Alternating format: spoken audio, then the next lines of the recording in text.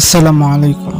সম্প্রতি আমরা দেখেছি যে আমাদের বাংলাদেশে প্রচুর পরিমাণে রাসেলস ভাইপার সাপ ছড়িয়ে পড়েছে এবং যেখানে সেখানে এই সাপটা ছড়িয়ে পড়ছে এবং এই সাপের কামড়ে অনেক মানুষ মৃত্যুবরণ করছে এবং প্রতিদিনই মানুষ হসপিটালে যাচ্ছে। জানা গেছে এই সাপটা খুবই ভয়ানক একটা সাপ। এই সাপের কামড়ে মানুষের জীবনও চলে যাচ্ছে।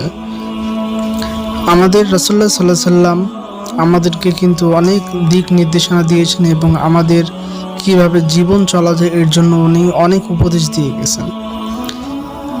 সাপের কামড় থেকে এবং বিষাক্ত পোকামাকড়ের কামড় থেকে কিভাবে আমাদের জীবন রক্ষা করা যায় এর জন্য তিনি একটা গুরুত্বপূর্ণ দোয়া শিখিয়ে দিয়ে গিয়েছেন।